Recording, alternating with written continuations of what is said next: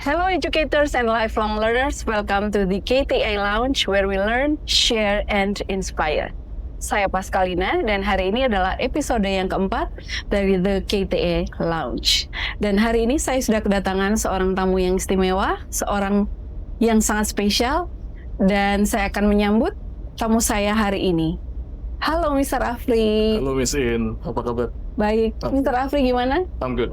Thanks for having me. Okay, thank you. Thank you for coming to the KTA Lounge.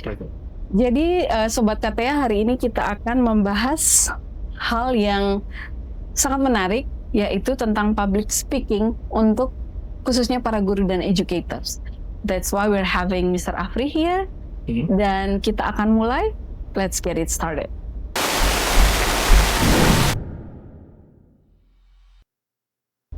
Mr. Afri bisa memperkenalkan diri dan menceritakan kepada Sobat KTA gimana Mr. Afri perjalanan karirnya terutama di public speaking. Okay, thank you first of all for the opportunity. Mungkin dimulai dari dulu saya masih kuliah ya, karena mungkin kuliah itu bidang studi saya bersinggungan sangat banyak dengan public speaking, area public speaking. Karena saya dulu belajar HI, sosial politik. Dulu saya ikut, kalau anak-anak HI itu mainannya MUN ya namanya. Mainannya Mr. Mainannya MUN itu Model United Nations. For the sake of the audience itu simulasi sidang PBB. Yang itu adalah lanjutan dari sebelumnya saya mainan waktu SMA itu debate, English debate. Ya kalau dari ditarik mundur lagi ya berarti mungkin mulai dari SMA ya. SMP paling baru storytelling, spelling bee gitu-gitulah, news reading gitu. Tapi memang mulai dari SMP. Mau ditarik mundur lagi dari SD juga sebenarnya. Cuman kalau mulai masuk ke ranah yang lebih proper, lebih profesional gitu ya, mulai dari kuliah di MUN. Dan itu tentu sangat membutuhkan public speaking ya, di samping negosiasi, diplomasi dan segala macamnya. Tapi kemudian saya masih kuliah sih waktu itu tahun sekitar 2015-an, cuman sudah dimintain jadi MC di kampus ya untuk acara conference atau workshop gitulah. Karena ya HI memang biasanya ngundang tamu dari luar atau public class seperti itu ya. Saya dimintain jadi MC. Seiring berjalannya waktu, dari situ saya pun juga jadi penerjemah ya, interpreter. Berarti lebih ke ini ya, speech ya? Iya, dokumen juga ngerjain, tapi belakangan ini lebih sering yang langsung ya, live translation, kita nyebutnya interpreting ya, interpretation seperti itu. Waktu itu masih kuliah juga, setelah MC sekitar tahun 16-17 itu jadi pertama kali dapat assignment interpreting untuk tamu dari parlementer se-ASEAN. Waktu itu lagi fact-finding mission di Jogja lah untuk kasus toleransi antarumat beragama. Tahun berapa itu? Itu 2018 kalau nggak salah, menjelang atau setelah lulus. 2018, 5 tahun lalu. 7 tahun lalu. No problem. My first interpreting assignment seperti itulah. Dan dari situ waktu berjalan sampai sekarang pun masih aktif. Sekarang pun juga mengajar, salah satu pengajar ya di Kinder Station untuk junior high-nya di kelas public speaking untuk intrakurikuler. Jadi ada 3 English ya, dulu kan Miss In juga salah satu pengajarnya juga di sana gitu. Untuk SMP dan untuk SMA-nya juga untuk ekskul public speaking saya juga mengampu sebagai coach-nya. Oke. Pertama kali Mr. Afri mengenal kemampuan Mr. Afri di public speaking, ingat nggak momennya? Mungkin kalau untuk public speaking kita mulai dari linguistik dulu ya, karena lebih ke gimana ya, kalau kita punya confidence atau skill untuk kemampuan linguistik, mungkin termasuk bahasa asing, itu cukup membantu untuk confidence di pembawaan di depan publik. Tapi kalau untuk linguistik sendiri memang sudah dari SD tadi itu. Cuman kalau untuk di depan publiknya yang betul-betul sepertinya ini potensial, mungkin kuliah lah waktu MUN itulah, atau ya SMA kuliah. Oke. Nah, ini Mr. Afri tadi bercerita kepada Sobat KTA kalau Mr. Afri juga mengajar ya. Nah, mungkin ada anggapan nih bahwa guru otomatis pasti public speakingnya oke. Menurut Mr. Afri, sebagai seorang praktisi public speaking gimana? Ya, ini with all due respect untuk semua pengajar di luar sana ya. Tapi kalau anggapan saya belum tentu. Belum tentu. Bahkan buat saya pribadi pun belum tentu. Karena awal-awal di assign jadi salah satu pengajar di Kinder Station pun saya pun masih penyesuaian juga, Miss. Dalam arti, oh ya public speaking mungkin interpreting gitu atau untuk MUN. Pendekatannya, metodologinya juga berbeda. Tapi ketika sudah masuk ke ranah pengajaran kelas, memang ada disiplin tersendiri yang saya pun juga butuh penyesuaian di awal-awal. Jadi tidak hanya menurut saya guru itu belum tentu mahir public speaking, tapi public speaker juga belum tentu mahir mengajarkan teaching. Exactly. Dan ya dua-duanya sama-sama membutuhkan penyesuaian.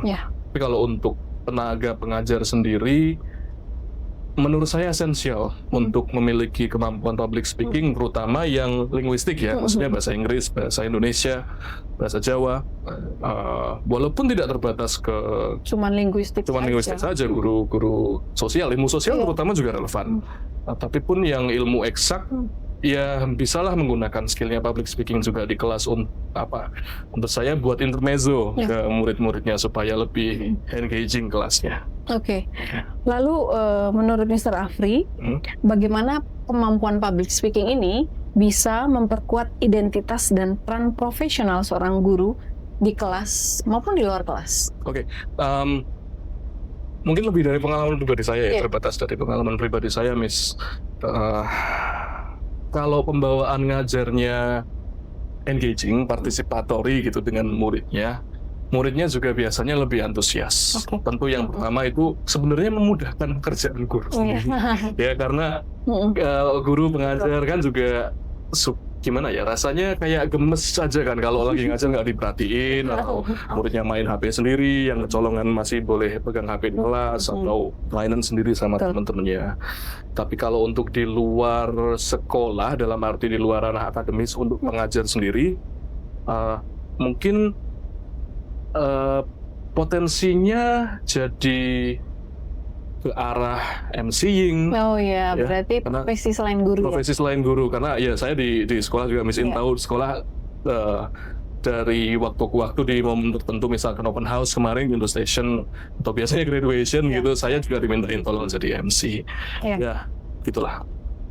Saya mempersempit sedikit lingkupnya ya, karena tema kita pada hari ini adalah public speaking sebagai peluang emas bagi guru dan pendidik. Nah, ketika guru mulai menyadari dan mengasah kemampuan public speaking atau berbicaranya, peluang apa saja sih yang bisa mereka dapatkan, atau kesempatan-kesempatan berharga apa yang bisa seorang guru atau pendidik dapatkan? Mungkin lanjut yang tadi sedikit. Kalau untuk pertama, kalau peluang emas sendiri mungkin di lingkup kerja sehari-hari pengajar yang mana itu adalah di sekolah, ya berarti ya mempermudah pekerjaannya sendiri. Memperlancar workload-nya dan membuat mood ketika ngajar pun juga lebih enak kan, karena murid-muridnya juga engaging dan secara genuine bisa saling membentuk connection gitu, atau chemistry yang genuine aja gitu, Miss. Maksudnya organik aja lah, nggak dibikin-bikin seperti itu. Tapi kalau untuk di luar sekolah, peluang emasnya kalau menurut saya ya, Miss ya, jadi pengajar di luar sekolah.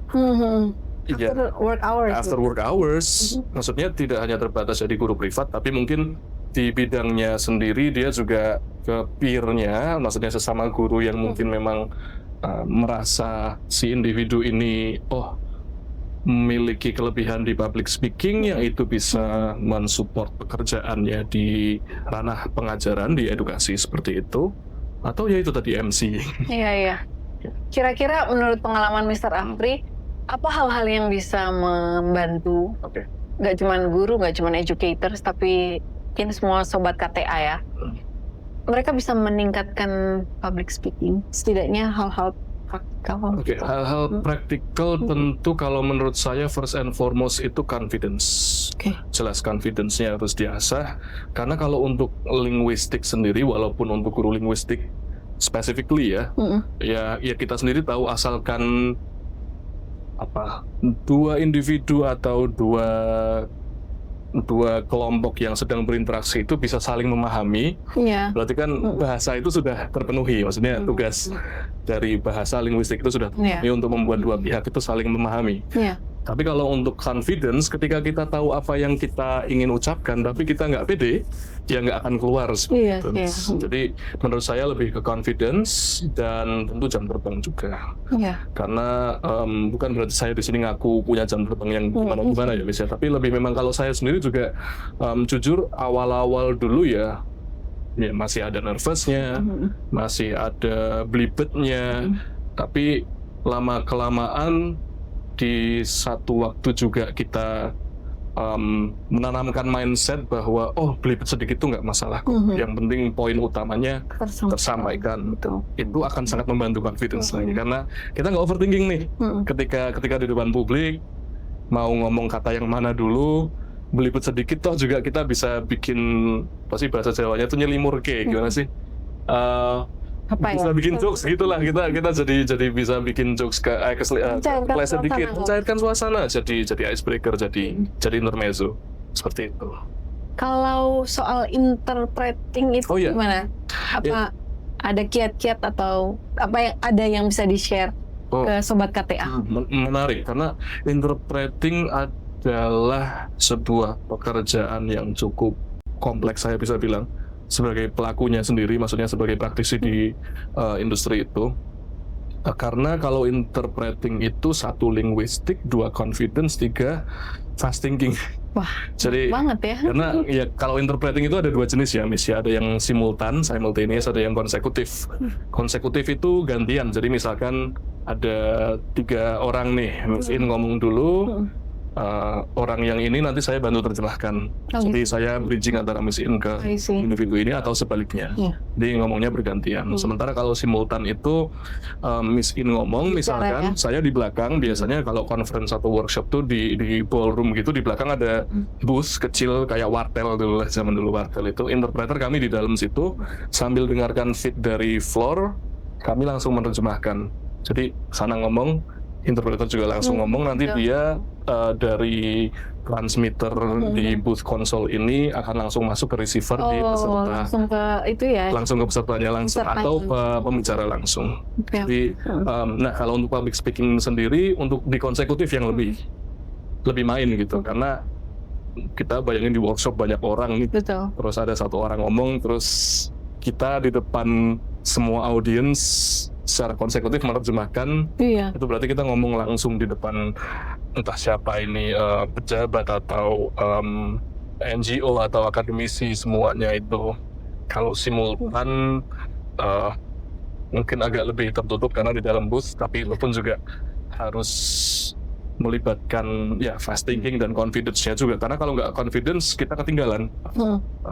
Pembicaranya pace-nya tepat gitu, kita nggak bisa ngikutin, ya udah ketinggalan. Terus kalau ketinggalan gitu apa? Kalau ketinggalan harus move on langsung, harus mikir, harus langsung lagi, dia berikutnya mau ngomong. Dan seringkali juga agak pakai intuisi sih kalau simultan gitu. Ini dia sebenarnya poin utamanya apa? Karena tidak semua. Nah ini saya boleh share pengalaman pribadi yang with all due respect, no offense ke siapapun yang di luar sana, experts di bidangnya masing-masing, yang udah profesor, sudah berpengalaman sekian puluh tahun di bidangnya, apalah itu, belum tentu mahir public speaking. Gitu. Jadi pace-nya bisa jadi kecepatan, mereka titik komanya ditabrak, tahu ada kalimat majemuk setara, segala macam itu nggak ada yang diterapkan. Jadi menurut saya itu juga sayang aja kalau tidak dirapikan dengan kemampuan public speaking yang oke. Itu bisa berapa tahun ya, Sir, untuk melatih public speaking itu? Kira-kira? Good question. Kalau saya pribadi, in days, Enggak, lebih in a few ke- hours. lebih lebih ke seberapa sering sih, tergantung seberapa sering, karena ya untuk hal apapun lah, misalkan analoginya main musik gitu, main gitar, kalau kita latihan, saya juga bisa dikit-dikit lah main gitar. Kalau kita latihan seminggu cuma sekali dibandingin sama orang yang seminggu latihan setiap hari gitu, walaupun mungkin setiap hari cuma 15 menit atau hari 15 menit, itu menurut saya konsistensinya itu lebih berharga daripada yang latihan Ya, seharian konsistensi penuh. dasarnya. Konsistensi. Oke. Jadi untuk in a shorter answer, there is no time, apa sih, nggak ada spesifik akan kamu bisa jago dalam Pasti 7 hari, kamu bisa 7 jago hari. dalam 1 minggu, 1 bulan. I don't believe in that. I don't believe it. It depends on the person. Depends on the person and how often that person does it. Nah, pesan Mr. Afri nih untuk teman-teman educator, sobat KTA dimanapun mereka berada, terkait dengan public speaking ini, ada pesan yang bisa disampaikan kepada teman-teman semua? Oke, dan pesan ini juga tadi baru saya sampaikan ketika ngajar di SMP itu. Kalau untuk public speaking tadi saya bilang confidence yang paling penting. Tapi untuk membantu confidence, lebih baik tidak overthinking kan. Maksudnya overthinking itu yang membunuh confidence biasanya. Oke. Tapi kan nggak bisa cuman kayak relax, calm down, you got it, bisa gitu. Tidak semudah itu memang, it's easier said than done. Tapi mungkin bisa dilatih di dalam pikiran bahwa yang paling membantu saya ini ya, no matter how good you are, there's always gonna be a person who doesn't like you. And no matter how bad you are, there's gonna be someone who like you. Gitu. If you think about it, itu akan lebih menenangkan pikiran. Yeah. Ketika kita tenang, confidence bisa lebih mudah di-manage. Ketika confidence sudah ada, lebih mudah menata kata-kata yang di dalam pikiran sebelum keluar. Ketika lebih mudah menata, orang lebih enak menangkapnya. Siap. Dalam satu kalimat.